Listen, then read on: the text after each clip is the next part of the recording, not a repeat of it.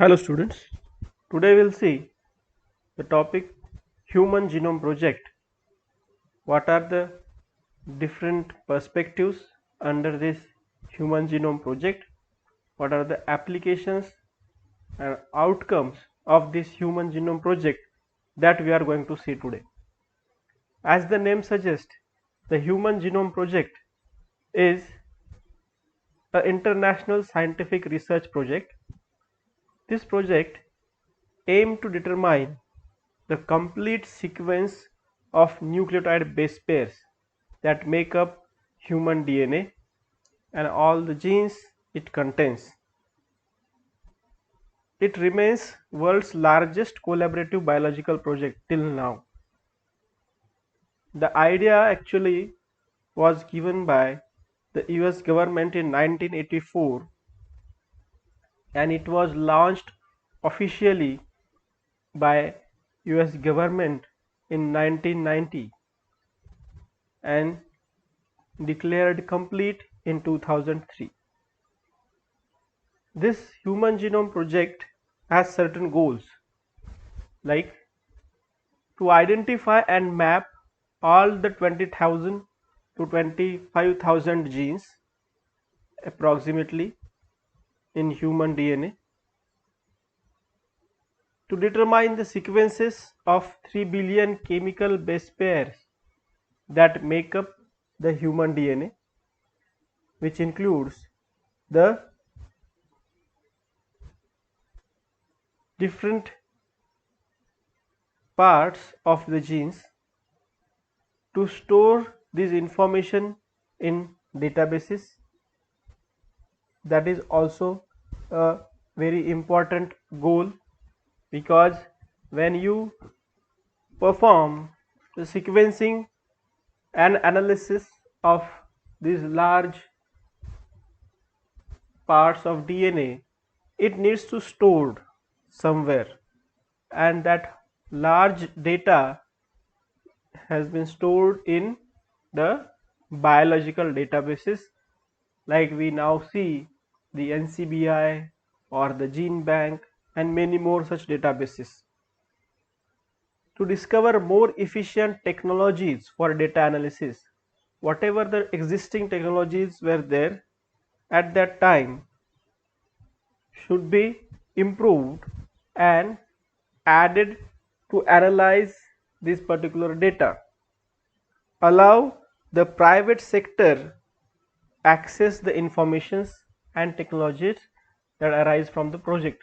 Though this project was proposed under government agencies and by the US government itself, but it has to be accessed by all over the globe, because unless and until it will be exposed to the globe or the world, the parts or the analysis that needs to be done will not be completed, because this is a very vast kind of a target. Also, to sequence the genomes of other organisms than that of the humans, because we know there are several other organisms which also resemble in their physiology as like a mouse to the humans or chimpanzees.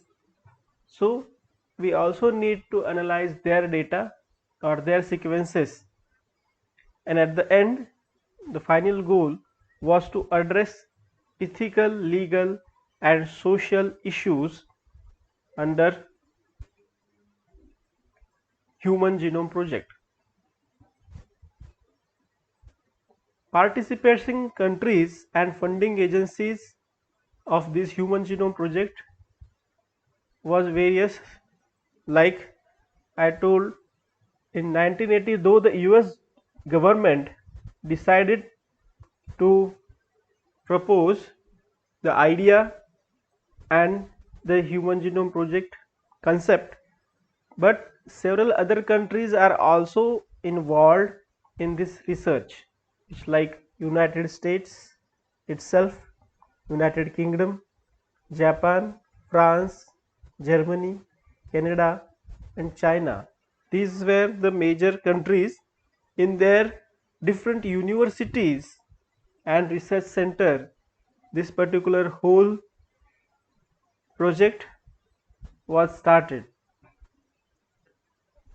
Unlike the government agencies, there are certain private players who also have interest in this human genome project, like a company named Celera Genomics, Celera Genomics or Celera Corporation was the one who involved in conducting the research of human genome project outside the government. That is, the formally launched project was in 1998, which was led by a scientist named Craig Venter. The agencies which are funding were of US Department of Energy and National Institute of Health, having about a 3 billion project in 1990. Later, the Human Genome Project was having about a 13-year-old long run, which was publicly funded project. It took about 15 years to complete with the total DNA sequences of eukaryotic human genome. Pioneers in this human genome project, which are initiating the idea and at the end completing the parts of certain project, which include Robert Schimmer, who proposed the idea in 1985 of sequencing the human genome. Then there was Charles Delacy and David Smith. They proposed the budget for this human genome project. Later, President Reagan in 1988 proposed and passed the Human Genome Project Act in US Congress.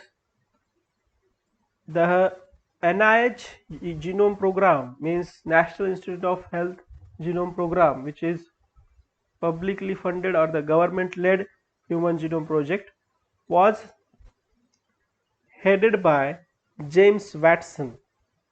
James Watson. Later, Francis Collins succeeded in 1993 after James Watson and became the project head and director of NIH. Then there are certain other workers like Jim Kent, who was the PhD scholar in the University of California, working in his project and research.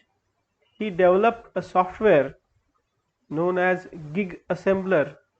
Gig Assembler is the software which is helpful in assembling the data of human genome sequences, and once this data got assembled, it can be easily publishable or published. So these are certain workers and pioneers who were involved in human genome project, though there are various other research scientists who also worked in this project, but these are some of the names. What are the technical aspects in this human genome project? It involves two main processes. One is genome mapping and another is DNA sequencing. Genome mapping is nothing but characterizing the chromosomes for the particular genes on that their locations, means knowing what is the location of a particular gene on a chromosome, that we can say as the genome mapping, or it is also known as genetic map. And the second step is DNA sequencing, means once you know where is the gene present, at which location it is present. Next is what is the sequence of that gene, that is known as DNA sequencing, which is also been termed as physical map. So there are two steps involved. So to know this genetic and physical mapping, there are certain strategies were employed, that are certain genetic markers were selected. These genetic markers should be polymorphic. These should show relative locations of the specific markers on a chromosome, and some techniques which are involved are RFLP, that is restriction fragment length polymorphism, that has been routinely used to restrict the DNA by certain endonucleases or cut the DNA by certain endonucleases and later observe them under gel electrophoresis. Sequencing were done by two major techniques, that is shotgun sequencing technique and Sanger's DNA sequencing technique. The shotgun DNA sequencing technique is a technique was slightly primitive than that of a Sanger, where they need to get amplified first the samples, and amplifications can be done by using certain clones or cloning vectors. Cloning vectors can be of different types, like plasmids in bacteria can also be used as cloning vectors, or yeast artificial chromosomes or bacterial artificial chromosomes. And if their size is large, nowadays there were use of human artificial chromosome. So there are different chromosomes can be amplified by using these cloning vectors or by using polymerase chain reaction, which is PCR, thermocycler. These are two techniques for amplification. Once the DNA sample got amplified, it needs to sequenced, and that sequencing technique, as I told, can be of shotgun sequencing or Sanger's sequencing method, where if we'll see first, that is Sanger sequencing is also known as chain termination method of DNA sequencing. It is also known as dideoxy chain termination method. Sanger sequencing is known as dideoxy chain termination method. It involves following components, like it consists of primer, then there is a DNA template, DNA polymerase, DNTPs, and along with the DNTPs it also includes dideoxy NTPs, which are DDNTPs, nucleotides that we used to add as the building material for the DNA. Here the DNA sample that we want to analyze for Human Genome Project has to first amplified, or by using Sanger DNA sequencing need to analyzed for their sequences. What are the steps involved? 4 steps are there. Denaturation first, means the DNA which has been provided to you for sequencing will be denatured. Once it is denatured, then next step is primer attachment and extension of bases, just like the PCR that regularly been done. Here also primer will be attached and extension will be started, and then termination, and finally separation on polyacrylamide gel electrophoresis. But the difference here, or the mechanism here, is there are 4 tubes you are able to see in this image. These 4 tubes will include, each of these tube will include a specific dideoxy NTP. That is, first tube will have dideoxy ATP, then second will have dideoxy GTP, third dideoxy CTP, and fourth dideoxy TTP. Now what is this dideoxy?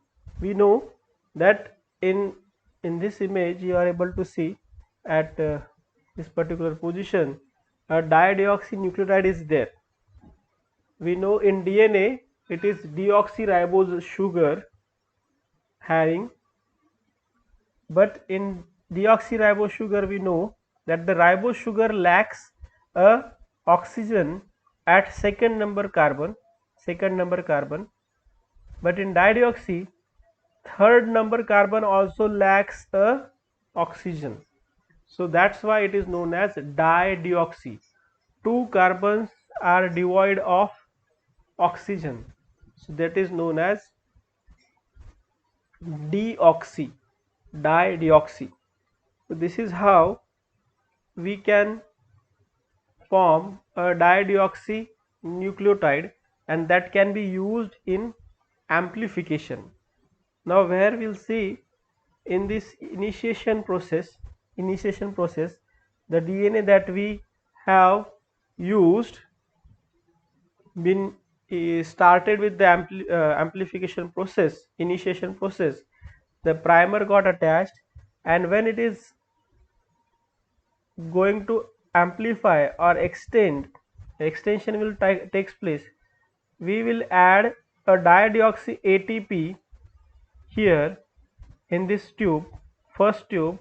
Dideoxy ATP will be added, and then you are able to see that this particular dideoxy ATP is fluorescently labeled, and when it is fluorescently labeled, it can bind at certain specific positions opposite to the thymine, because it is complementary to the thymine, and when there is complementary part is going to get attached to the thymine,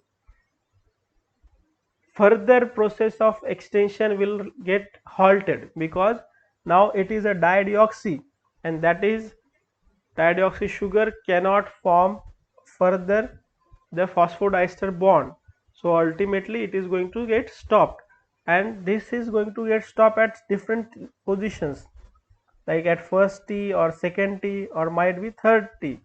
So that can result into the different length fragments of that particular DNA amplified, and when such fragments will be formed, these fragments will be of all of these will be from the A family, and when these are from the A family, now we'll see that these kind of fragments can be separated by either capillary gel electrophoresis and observed, or polyacrylamide gel electrophoresis and observed with the fluorescence detector. In this image we are able to see when they are being passed through this detector or on the gel itself, we can see then the gel, these things can be observed as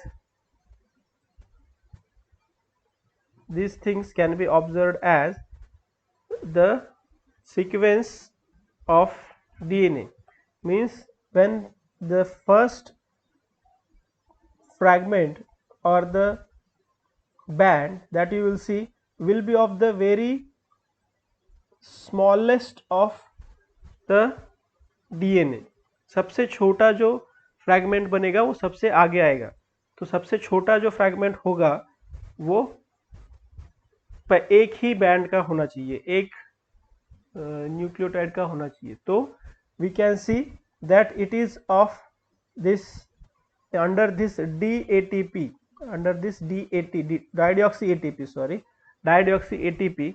So it will be this particular sequence, because we know that our added dideoxynucleotide was A, and similarly we will get different other fragments which are with increasing length, and you will get this type of sequence. We need to read the sequence from bottom to top, not from top to bottom, because this is the way that we got the sequences. And this is regarding the capillary electrophoresis, where in capillary electrophoresis we know that when you will add the fluorescently labeled primers, the fluorescently labeled primers, not the primers, sorry, the fluorescently labeled dideoxynucleotides, then when they will be passed through the detector, you will get this type of electropherogram, and this electropherogram or sequence analyze can be seen with different colors. Means first, if you see the red color for the dideoxy guanine, then yellow color for dideoxy adenine, and green for dideoxycytosine, and dideoxythymine in blue. So you will get differently colored sequences in this particular format, and here you are able to see the sequence of the DNA. So this is the first sequencing technique known as Sanger's DNA sequencing, which is also known as chain termination method. Second is shotgun sequencing. Shotgun sequencing is also known as shotgun cloning. This shotgun cloning, as the name suggests, shotgun itself means its name is been named after the shotgun itself. As like the shotgun, when it is been used, it creates lot of impact and causes a lot of damage to the object, resulting into the small fragments of that object wherever the bullet will hit through the shotgun. Similarly, similar process is been used in this sequencing method, where DNA which is very vast, a DNA genome which will be very vast, and what we are going to do in this technique is we are going to hit it or restrict by certain restriction enzymes. We are going to, or by just sonicating, we are going to form small fragments of this DNA, small fragments of this DNA. So when there are smaller fragments, they are easily accessible, or they can be easily sequenced by using certain computer programs. So first bacteria that is being sequenced by using this technique is Haemophilus influenza. This method was proposed and used by mainly Craig Venter, the scientist which I told you regarding the Celera Genomics.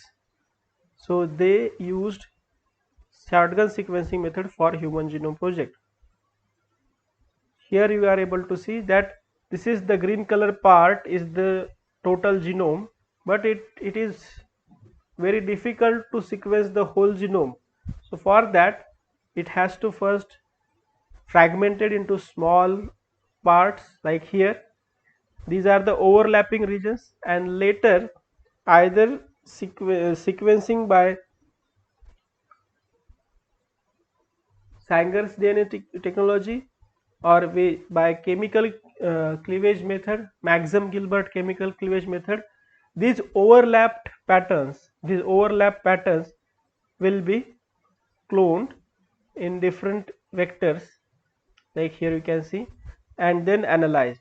And when these overlapping regions are there, these overlapping regions, by the help of certain computer programs, converted into assembled and formed a complete sequence, like here you are able to see. This is the process of shotgun sequencing. Now once the sequencing complete, along with the amplification and the genetic and physical maps, now what are the outcomes of this human genome project? The outcome involves that about 22,300 protein coding genes from humans were analyzed, and in mouse 23,000 genes were observed. In Drosophila 17,000, and C. elegans, that is a kind of model organism, it involves 22,000, approximately 22,000 genes. So one of the outcome of this human genome project is our genome encodes transcription factors. It also encodes control elements like enhancers or regulators and various other parts are there which are encoded by our human genome. Gene density we came to know about, that means how much genes are present per unit DNA length, that is about 23 genes per million base pairs are there on chromosome 19 and 5 genes per million base pairs on chromosome 13. So based on this we are able to know that the gene density is varying in different chromosomes. Similarly, the genes responsible for antibodies or T cell receptors for antigen are also been analyzed. Similarly, major histocompatibility complexes like MHC, HLA, human leukocyte antigens, all these analysis is possible due to this human genome project itself. Certain achievements and goals that has been under this human genome project are the genetic mapping that was proposed, or the goal or the target was 2 to 5 centimorgan resolution map with 600 to 1500 markers. What achieved is about 1 centimeter resolution map with 3000 markers, means 2 to 5 centimorgan region, which is quite a large one for resolution, means the DNA को जब हम analyse करेंगे तो उसका जो resolution होगा वो 2 to 5 सेंटीमॉर्गन का होना चाहिए, ऐसा हमारा गोल था, लेकिन जो अचीव किया गया वो 1 सेंटीमीटर रिजोल्यूशन तक के अभी हम ऑब्जर्व कर सकते हैं with 3000 markers, which was a quite overwhelming thing in regards with human genome project outcome. The physical map is again proposed as 30,000 STS, that is sequence tag sites, but what achieved was 52,000 sequence tag sites.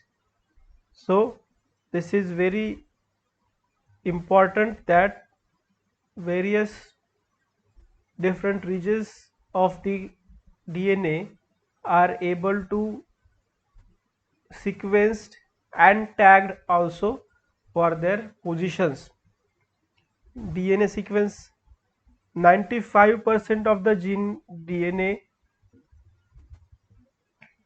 containing human sequence was to be finished with 99.99% accuracy. This was the goal, and what achieved was 99%, not just 95 but 99% of the total human sequences were analyzed and sequenced with 99.9% accuracy. So these are certain achievements that is been done under this human genome project. Some applications of this human genome project are under medicine or medical sciences, What are the applications of this Human Genome Project? It improved the diagnosis of disease, means certain genetic diseases which cannot be diagnosed properly until they show the devastating symptoms or lethal symptoms. But nowadays, before the birth of the child, due to the different known genes sequences which are responsible for certain diseases, that that has been the outcome of Human Genome Projects. What we can do is we can analyze those genes before the birth of the child and we can diagnose the disease. Similarly, early detection and predisposition of diseases. Rational drug design, by knowing the protein sequences uh, and also knowing the certain enzymes which are not working properly, we are able to create certain drugs, proteomic drugs, under this drug designing, which is again an outcome under bioinformatics or Human Genome Project.